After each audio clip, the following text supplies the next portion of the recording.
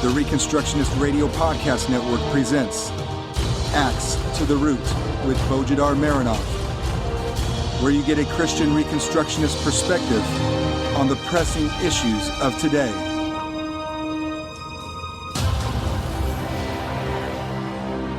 Welcome to episode 61 of Axe to the Root podcast, part of the War Room Productions. I'm Bo Marinov, and for the next 30 minutes we will be talking about an issue which, after so many years of church history and Christian social activism, should have been completely resolved, and we should never have to talk about it anymore. The issue of slavery, whether it is lawful and biblical or unlawful and unbiblical, and how much of it is biblical and what the biblical principles for slavery are. The issue of biblical slavery has returned to prominence in the last decade, especially in Christian circles. Just about 40 years ago, of course, no one in the churches seriously talked about slavery, nor dared to address the biblical accounts of slavery. For about 100 years after the victory of the North in the war between the states, the common consensus in the society and also in the church was that slavery was a thing of the past. And whatever the Bible may say about slavery is to be left in the past, and in our brave new world there is no slavery. Thus, the majority of pastors and theologians have been misled to believe that whatever the Bible says about slavery must not be relevant to our world today. Slavery is simply gone forever. No need to exegete the Bible to find what the Bible says about it, and whether it is all gone, or maybe some of it is not, or maybe even that some of it may be good and biblical and beneficial to both the society and the individuals involved in it. It's just gone, period. The 20th century, however, and especially the early second half of it, the era of civil rights movement and the beginning of the war on drugs, was also the time when a new and disturbing reality started gradually dawning on more and more people in the United States. That slavery had not disappeared from the land, it had only been redefined. The war on drugs mainly, but other government campaigns also gradually criminalized a significant part of the everyday life in America. Prisons were delegated to private corporations who make money off of every inmate, both from the government and from slave labor into which inmates are forced one way or another.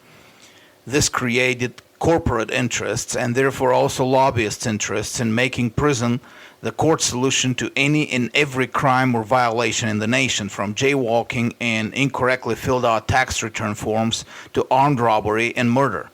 Judges are bribed to sentence to prison as many people as they can, and prison corporations have lobbied different levels of government to increase the number of people sent to prison in order to maintain their profits. This led, in the final account, to the U.S. becoming the nation with the highest number of prison inmates per capita in the world, and also the nation with the longest average sentences for even minor infractions.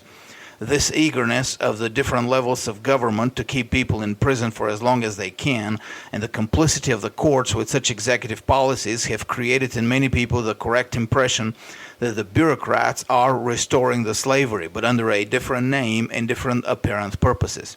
This in itself, while not conclusive, is still powerful evidence that slavery, in the final account, is an inescapable reality in our world. You can't eradicate it. All you can do is change its form from one form to another, or make it serve different interests. Private slavery may have been abolished, but only to be replaced by government slavery in a form that profits no one except government bureaucrats and private cronies. Those prisons are businesses worth billions of tax dollars. Keep that in mind. So far, all the political regimes that claim to have abolished slavery have only replaced it with government slavery. And this fact had been very obvious in the 20th century when totalitarian regimes in the Soviet Union, Nazi Germany, Imperial Japan, Communist China, and Cambodia, etc. have extensively used government slavery for their government projects, all the while claiming they have abolished slavery. This, of course, should have been expected given that, as I said earlier, slavery is an inescapable reality in the world before the final judgment. This shouldn't be news to anyone, given that both Christian and non-Christian theologians and philosophers have said it many times. For non-Christian thinkers, slavery is inescapable because it is inextricably, metaphysically woven into the very nature of man. That's what they believe. The two greatest names of Greek philosophy, Plato and Aristotle, believe that some people are born to be masters and others are born to be slaves. Since slavery is part of the very nature of some people, they will inevitably be slaves. Such view Such views were common in all caste societies of the antiquity, and as late as the 20th century, as a matter of fact, and especially in that epitome of a caste society, India, where being a member of a certain caste made you inescapably confined to specific social position, which for some castes boiled down to slavery or being completely socially disenfranchised. This view of the metaphysical roots of slavery was revived in Christian Europe in the 16th and the 17th centuries and continued well into the 19th century, this time in respect to racial characteristics. A number of non-Christian and even some Christian thinkers fell captive to the metaphysical idea that certain genetic traits, specifically the quantity of melanin in the skin, are the decisive factor as to whether a person was born to be a slave or not. Such ideas, the so-called curse of Ham, of course, didn't come from Christianity. The original ideology of the curse of Ham was developed as early as in AD 10th century by Judaist rabbis in service of the Muslim caliphs to justify the growing slave trade with black African slaves. Now, such trade was disturbing to the religious feelings of the caliphs, given that in his last sermon, Muhammad is reported to have given a strong statement against racism. Quote, "There is no superiority for an Arab over a non-Arab, nor for a non-Arab over an Arab. Neither is the white superior over the black, nor is the black superior over the white, except by piety." Now, this is what Muhammad said, but the rabbis of the large Jewish diaspora, however, profiting from the trade with black slaves, created the myth of the curse of Ham in order to give a religious sanction to the slave trade on racial grounds. Over the next several centuries, the myth was established in the minds of most Muslims, even though a minority of Muslim scholars opposed it as inconsistent with the teachings of Islam. Christian Europe did not adopt that myth for a long time. There were no ideologies of metaphysical origin of slavery in the Christian world. As I pointed out in my lecture on Prester John many years ago, the Christian world believed in the existence of a powerful Christian leader somewhere outside Europe who ruled over an established and successful Christian empire. Now listen to this. He was universally believed to be black-skinned, and for this reason the Christian rulers of Ethiopia were always confused for Prester John by Europeans. For example, Vasco da Gama's youngest son, Cristobal da Gama, died a heroic death defending the Queen of Ethiopia, believing her to be the Queen Mother of Prester John. It was only when slavery was restored in the American colonies of the European powers that the rabbinic myth of the curse of Ham was introduced through Arabic writings into Europe and used for the same purpose, to provide a religious justification of slavery.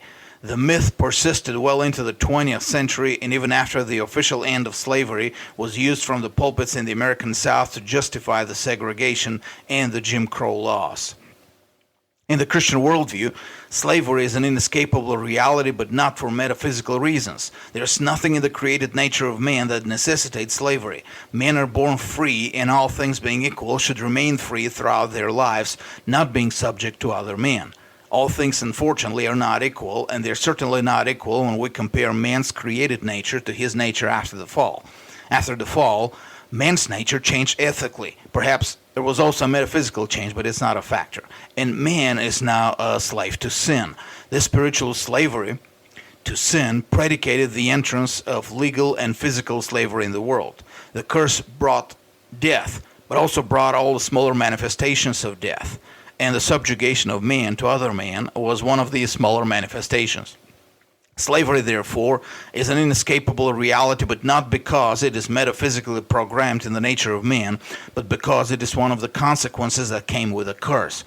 Even the submission of the woman to the man, which today some try to portray as part of the original purpose of God, was given as a curse after the fall. When Paul said in 1 Corinthians 14:34 that the law said that the women must be in submission, there's only one verse in the law that he could be quoting from, and that is the curse in Genesis 3:16. There is no other verse in the law that commands women to be subject to their man. If the most basic form of submission, that in the family between a husband and a wife, came as a result of the fall, then all slavery is the result of sin, both as active disobedience against God and as judgment from God upon mankind. This difference is important to remember, and therefore I will repeat it. Both Christianity and paganism view slavery as inevitable, but for different reasons. For paganism and its modern form secularism, it is inevitable on metaphysical grounds. Slavery is embedded in the nature of man, and some men are born to be masters, while others are born to be slaves, whether because of their immutable internal nature or because of their skin color, etc. For Christianity, on the other hand, slavery in the world today is inevitable on ethical, judicial, that is, covenantal grounds. Slavery is the result of sin, whether as active disobedience to God or as judgment from God for disobedience. This difference is important to emphasize today for two reasons. First, because it is another direct application of the difference between the biblical worldview, which is covenantal, that is, ethical, judicial, and the pagan worldviews, and they are usually metaphysical. Now, the second reason it is important to emphasize is that, believe it or not, we have Christians today, and even Reformed Christians, who of all men should know better, who claim that the race-based slavery in the American South prior to the war between the states of 1861 through 65 was abiblical slavery. Now, while it is to be expected that there would be today remnants of white supremacists who would still defend the Southern slavery, it is ludicrous that professing Christians who have read their Bibles, have listened to sermons in church, and know the history of Christianity in the last 300 years would have such beliefs. I mean, of all things, is it possible that there are people today who would profess Christ and still believe that enslaving other human beings and keeping them in permanent bondage would be biblical policy? And that based on the color of a person's skin? We're not talking here about the Roman Empire, where the whole culture was grandfathered in it from its pagan times, although even in the empire, Christians eventually brought about the abolition of slavery.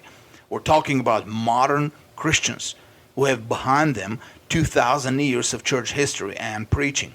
Is it possible that Christians can be so deceived? Much of it, of course, can be ascribed to a knee-jerk response, very typical of American Christians and conservatives in general in the last 20 years.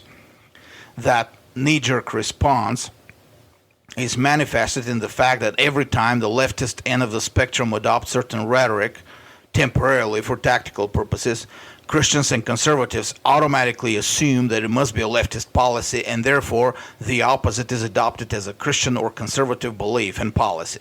For example, in the last 10 years, socialists in America have temporarily adopted immigration amnesty in their platform in order to win some minorities.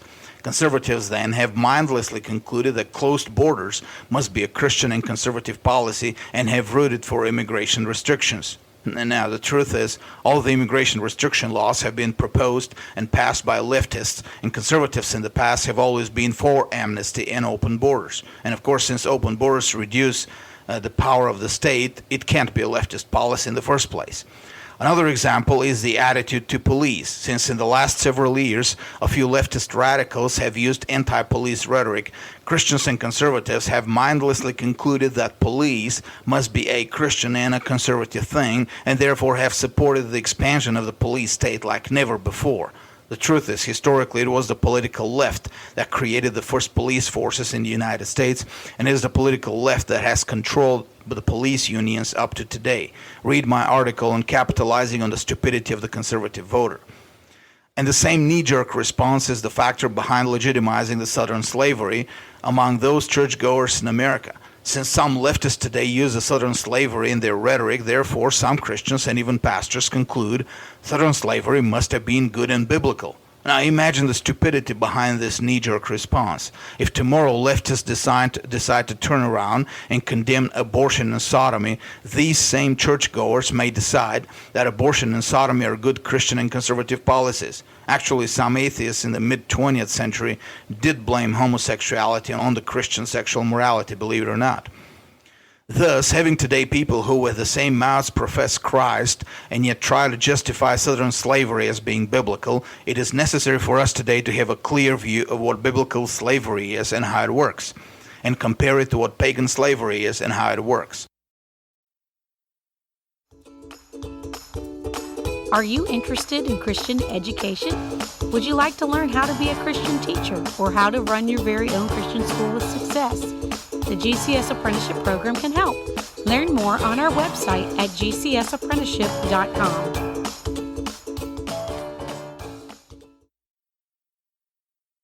It is clear to all that slavery is an inescapable concept. What is not clear to all is that while it is an inescapable concept, and that there are forms of slavery that are biblical and righteous, there are also pagan counterfeits of biblical slavery, forms that are contrary to the Bible, idolatrous, and unjust.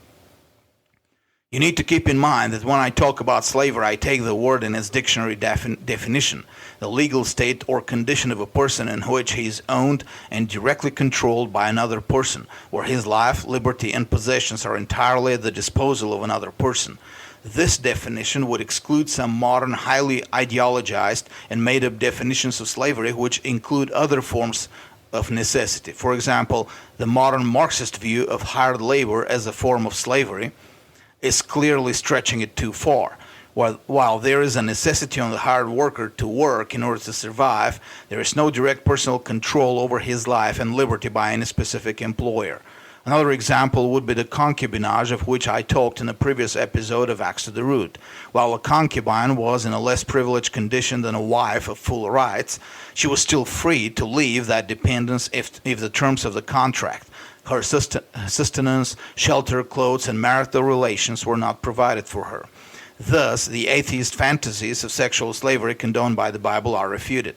We only consider slavery that form of dependence where the enslaved person is made incapable, by law or by force, to leave the dependence and make his own decisions about his own life, liberty, and property. So, now that we know that the Bible does speak of slavery and that there are righteous forms of slavery, what are they? There are three of them, and they all have to do with ethical, judicial issues. The first and the mildest form of slavery in the Bible is charitable slavery, or what we call today indentured servitude. That servitude applied to buying other members of the covenant community as slaves. Now, slavery was a result of sin, and the law acknowledged that there may be instances of sin in the covenant community, not necessarily crime, and we will talk about slavery for crime, but sin, which will lead to the necessity of selling oneself as a slave. The law didn't give too much information about the reasons for such selling, except that a Hebrew could be sold in slavery for his debts, or in another explanation for being too poor to afford surviving on his own. Exodus 21:2 and Deuteronomy 15:12 regulate that kind of slavery without mentioning why a Hebrew would be sold in servitude. The only regulation is that such slavery cannot continue for more than 7 years until the next Sabbath year. Leviticus 25:35 through 46 gives a more detailed description and instructions of the causes and the rules for such slavery.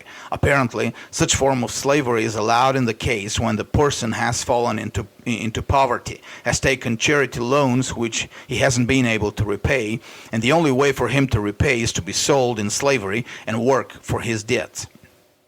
While the Bible acknowledges that a person can fall into poverty because of his own sin and foolishness, this is still not a crime. And the passage in Leviticus 25 specifically instructs the master to not treat him as a slave.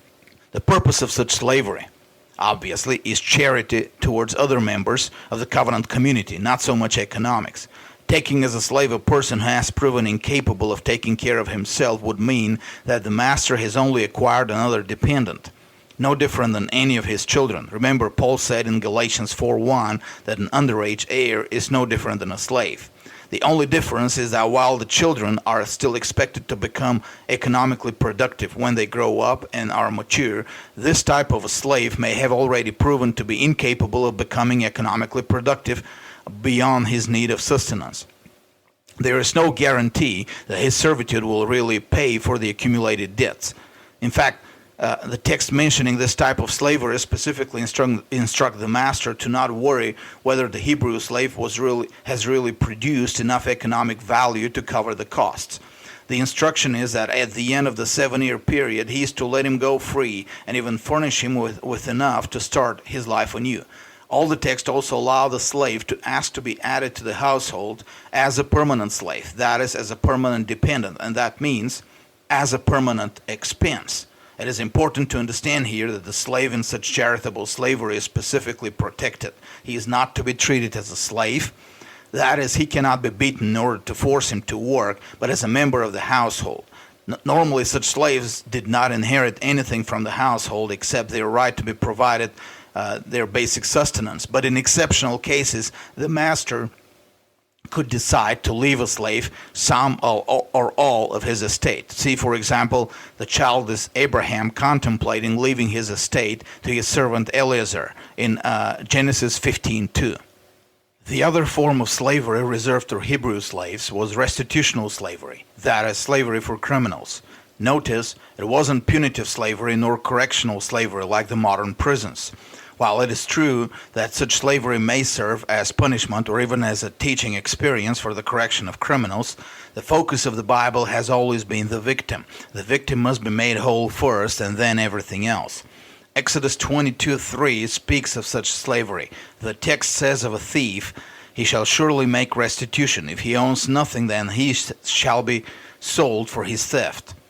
Thus, if a thief is convicted and he has no money to repay the double restitution, he would be sold in slavery to a private employer, and the money will be used to repay the victim. The thief himself will work as a slave for his master until he repays the money originally paid, plus the applicable interest. Obviously then, this kind of slavery is not limited by the 7-year rule, as is charitable slavery. If the sum that needs to be paid is large, and if the thief doesn't have the skills to make his labor more valuable, he may remain in slavery for life.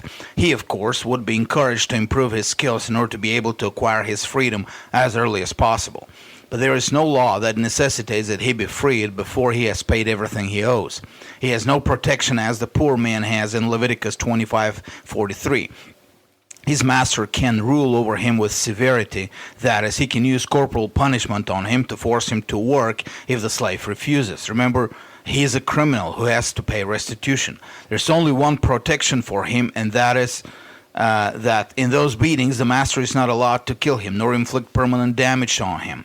Exodus 21 verses 20 through 21 protect all slaves against deliberate murderous actions by their masters, and verses 26 through 27 in the same chapter declare that any permanent damage on the body of the slave, whether a destroyed eye or a knocked out tooth, automatically result in freedom for the slaves no matter what. Thus, a criminal sold as a slave still has some protection against death and permanent damage, but no protection against severity and beatings, except for his willingness to comply and work and be a valuable asset for his master. We should add here that this particular type of slavery should also include people who have accumulated too many loans, business or consumer, and have defaulted on them. While it is true that such activity is not necessarily criminal, although we could argue that it borders fraud, consumer and business debt can be considered in the same category as charitable loans for poor people. The 7-year rule, therefore, can't be said to work in this case, and thus such people should be considered liable to be sold in slavery as criminals who have stolen and can't repay. It is hardly justice to put a poor person who has nothing in the same category as a lone millionaire who lived luxuriously at the expense of his creditors. The third type of lawful slavery in the law of God is evangelistic slavery. This type of slavery is reserved for non-Hebrew slaves and is described in Leviticus 25:44 through 46. The text allows the Israelites to purchase permanent slaves from the pagan nations around them, as well as from the foreigners who sojourn in Israel. And sojourn in this case means that they continue living as strangers, that is, separate from the covenant community. The text, of course, doesn't condone kidnapping Gentiles or sojourning strangers. Given that kidnapping is a capital crime and that the same law protects the strangers as a homeborn, that would be a major contradiction in the law. But it does allow Hebrews to buy slaves from foreign slave owners, and it does allow them to permanently enslave strangers who live in the land, not by kidnapping them, but for the same reasons as enslaving Hebrews, debt or poverty. It is this type of slavery that is used by the modern defenders of the Old South to justify Southern slavery. The argument goes that since the black slaves were purchased from the pagan lands of Africa, and since the black slaves were themselves strangers to America, therefore the law of God must permit the permanent enslavement of blacks, and therefore the Southern slavery was biblical. The problem is, such application of this law to Southern slavery is twisting the meaning of the biblical text, and in fact is based on pagan presuppositions. In the first place, one thing should be obvious. The definition of stranger is not genetic. Paul's statement in Romans 9:6 applies here. They are not all Israel who are from Israel. Translated, Your birthplace and your genetic origin do not determine what nation you belong to. Your faith in your covenantal commitment does. Paul's point was that those born Jews who don't believe in Christ do not belong to Israel. They're like natural branches that are cut off from their parent tree. Romans 11:16 through 24. Their genetic origin doesn't give them any special rights of belonging to Israel, although it does give them privileges of being exposed to the teaching of the law from an early age. But these privileges only turn into liability later in life when they reject Christ. In the same way, a person born to a foreign nation doesn't necessarily belong to that foreign nation. If he believes in the God of Israel and has become a member of his covenant, he is now part of Israel and not a stranger. The Old Testament is full of such examples. Rahab the Canaanite, Ruth the Moabite, Caleb the Kenizzite, Obed-Edom the Philistine, the diverse multitude that came out of Egypt with Israel, etc. Being an Israelite has never been by race, but always by grace. Yes, even under the Old Covenant. This law, therefore, did not apply to those strangers who have become Israelites by adopting the faith and by being adopted in Israel. It would be absurd to believe that the family of Caleb, because they were genetically strangers to Israel. Now keep in mind that Kenizzites are mentioned in Genesis 15:19 as one of the pagan nations whose land God would give to Abraham and his descendants. So, therefore, it is absurd to believe that this law applied to Caleb, and the rest of Israel could buy members of Caleb's family as permanent slaves. As a whole, it would be absurd to believe that under the Old Covenant, believers can enslave other believers permanently, except for charity purposes. Such an idea would be in total violation of everything God's covenant stands for. The strangers, therefore, are religious strangers, members of other religions, not people of different genetic stock. Skin color would have nothing to do with this law. The law allowed Israelites to buy permanent Gentile slaves from Gentile nations, and the law allowed Israelites to be as permanent slaves Gentiles living in the land. The permanent slavery applied to unbelievers, because under strangers the law had in mind unbelievers or believers in other religions. But what was the covenant purpose of this law? Was it that the Israelites develop a grand slave society of permanently enslaved strangers, similar to the American South before the war between the states? Was it that Israel developed a genetically segregated society where all Israelites were slave owners and all strangers were slaves, or that a certain genetic stock is always considered lower caste and always being slaves as the American South? We don't see such development in Israel in the generations after the law was given. There is no permanent slave class of foreigners who are transferred and sold down the generations. Why is this? If the law allowed the Israelites to buy permanent foreign slaves. The slave markets were extensive in the antiquity. Certainly a permanent foreign slave would be a much more attractive investment than a Hebrew slave who was protected in more ways than a foreign slave. Why didn't Israel develop the slave society of Rome or of the American South, despite Leviticus 25:44 through 46? The answer to this is that the covenantal purpose of this law was never the slavery itself, but evangelism. I have talked in many other places about the evangelistic function of the law of God, that Moses in the law preached the gospel not only to the Jews, but to the whole world as well. The law contained numerous references to strangers coming to Israel and adopting the faith of Israel. Solomon's prayer about the temple of God was that strangers would travel to Israel just to see the temple and would confess the God of Israel when they see the temple.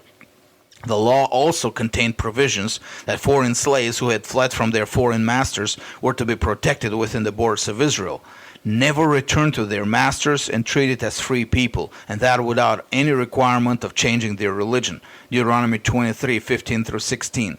The expectation was that a slave who found refuge and freedom in Israel would eventually adopt the faith of the nation whose law allowed for that refuge and freedom. Women and children of foreign nations were protected in times of war and were to be adopted into Israel's families. And any time a pagan slave could be saved from his pagan masters, Israel should use that opportunity to save a soul from paganism and hell into the family of God. And here we're forced into a quandary. Imagine a Hebrew family that buys a foreign slave. If he remains pagan throughout his whole life and shows no interest whatsoever in the God of Israel, he is to remain slave all his life. But what if he converts, believes, and shows by all his actions and speech that he is now a member of the covenant of God? He is now a brother in Christ, a member of the Hebrew nation. Would the law for unbelievers still apply to him? Should he be treated as if there has never been any conversion? If the laws for unbelievers apply to strangers even after they have converted, would Caleb be treated as a stranger and not as a prince of Judah? Such a concept that the conversion of a pagan slave to Christ brings no changes in his legal standing before God and the nation of Israel is utterly ridiculous. It contradicts everything the covenant of God stands for and contradicts the very concept of evangelism in the Bible. If man shall live by faith alone, if the covenant community is defined by faith and profession of faith, if the worldview and the religion we espouse are a creedal worldview and a creedal religion, as opposed to metaphysical rationalism or occult magical irrationalism, then the conversion of a man should make all the difference in the world as to what his legal standing in the society should be. Anyone who claims the opposite is not a Christian and has zero knowledge of the essence of Christianity. And I don't care how well he knows his tulip or how many seminary degrees he has accumulated.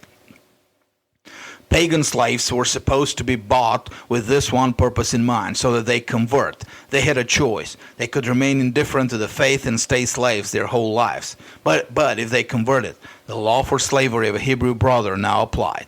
They were to be given 7 years in slavery with the purpose of repaying their masters as much as they could for saving them from their previous pagan masters. After 7 years, the convert was supposed to go out free and take his rightful place as a member of the nation of Israel. He was a son of Abraham now by faith. He was the Old Testament shadow of billions of Gentiles who in the New Covenant would be purchased by Christ from their satanic master and released as free men in his kingdom. But this was not what Southern slavery was. Southern slavery was not evangelistic slavery. Its purpose was not to evangelize the African blacks and then release them as free members of the society. Yeah, blacks were evangelized all right, and they were made to listen to sermons and even have their own black preachers. In fact, so successful was such evangelism that black culture in the second half of the 19th and the first half of the 20th century was committed to its Christian roots more than white culture, which was experimenting with occultism, atheism, socialism, and many other anti-biblical ideologies and practices. However, the slave masters of the South did not evangelize blacks because they cared for their souls, but because Christianity was expected to make the slaves more obedient to their masters. That is, it was not the biblical principle of using slavery in service of Christianity. It was the pagan principle of using Christianity in the service of slavery. No different than Fabian socialism, which uses Christianity in service of socialism. For generations, Christianized blacks, despite their profession of faith, were considered mere property and sold and resold as cattle. Christian families were broken apart in direct violation of Christ's command in Matthew 19:6 and Mark 10:9. And as a matter of fact, Southern slavery was not only not biblical slavery, it was the epitome of paganism in the Western world, a form of idolatry that hadn't raised its ugly head since the times of the pagan Roman Empire. It was everything Rome wanted to be but failed, lacking the technology and the manpower. That slavery was not charitable. Its purpose was not to create free, responsible, and independent men. It was not restitutional, far from enslaving criminals to make restitution to victims. It was the other way around. A culture of criminals was keeping in slavery people who were kidnapped by other criminals and sold like cattle. It was certainly not evangelistic. It was the ultimate expression of the pagan concept of slavery. Men were enslaved as a group, as a race, because they were considered metaphysically and genetically inferior to normal human beings. And because they were considered metaphysically fit to be only slaves and nothing else, this was the rationale behind keeping slavery permanent. Wherever we see paganism and idolatry, we also see chattel slavery, the eternal subjugation of one class of people to an elite, whether that elite is party apparatchiks or government bureaucrats and their armed henchmen in blue, or aristocratic elite as in the Aztec and the Inca empires and Tibet, or aristocratic plantation owners. Chattel slavery, that is slavery without redemption, is exactly the religion of Satan and nothing else. Yes, slavery is inescapable in the world after the final judgment. With the growth of the kingdom of God, it will inevitably retreat until only small traces of it remain. Slavery is a result of sin, and the conquest of sin will lead to the extinction of slavery. Meanwhile, however, God in His law prescribes certain forms of slavery which take account of the sin of man in his society, and yet at the same time lead man and his society to overcome sin and thus to restore freedom. Because the law of God is the perfect law of liberty, according to James 1:25. These forms of slavery are, first, charitable slavery designed to help improvident men learn work and responsibility and put them back on their feet. And if they can't then provide for their survival, under other people's guidance. Second, restitutional slavery, designed to deal with non-capital crime to restore the victim and hopefully teach the thief a lesson. And third, evangelistic slavery, designed to rescue the weakest members of pagan societies, those who have become victims of pagan slavery, and give them a chance to become children of God, free and independent. All these three forms are temporary and have a redemptive purpose. Pagan slavery is chattel slavery. Its purpose is only to keep a certain class of people in permanent subjugation while maintaining another class in a permanent position of power. It has no ethical judicial purpose. It is pure worship of power in favor of the powerful of the day. Southern slavery, despite the attempts of some Christians to whitewash it, was a pagan slavery of the worst possible kind. We're under obligation to declare this openly as part of our preaching of justice in the gospel of Jesus Christ. The book I will assign this week is Gary North's economic commentary on the case laws of Exodus 21 through 40, previous title, Tools of Dominion. No other book in the history of Christendom has a better and more consistent and detailed treatment of the biblical view of slavery. He also comments on Southern slavery and on the covenantal reasons for the war between the states and the reasons for the defeat of the South. These reasons were not military but spiritual. The South had to lose, for it had become a pagan society, worse even than the secularist North. Read Gary North's book. It will open your eyes to how the Bible approaches this and many other ethical judicial issues. And also, when you consider giving for worthy causes, remember to pray and donate to Bulgarian Reformation Ministries, a mission organization devoted to building an intellectual foundation for the future Christian civilization in Eastern Europe through translation and publishing of books that apply the gospel to every area of life. Visit BulgarianReformation.com. Subscribe to the newsletter, get familiar with our work there, and donate. And God bless you all. This was a Reconstructionist Radio War Room production. Axe to the Root with Bojidar Marinov. Please visit bojidarmarinov.com and reconstructionistradio.com/Axe to the Root.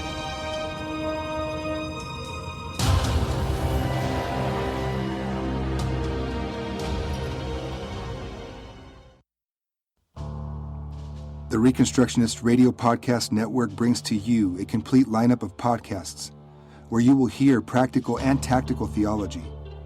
Our desire is not simply that you consume our shows, but that you also live out your faith in every area of life. We can talk all day long about these things, but if we fail to put them into practice, then we fail as ambassadors of Jesus Christ, our King. Subscribe now to your favorite Reconstructionist Radio Podcast Network shows. Or you can subscribe to the Reconstructionist Radio Master Feed, where all of the content we produce, including the audiobooks and audio articles, will pop up as soon as they are available. And don't forget to visit reconstructionistradio.com to volunteer as a narrator or to partner with this ministry financially. May the Holy Spirit stir you into action for Christ and His kingdom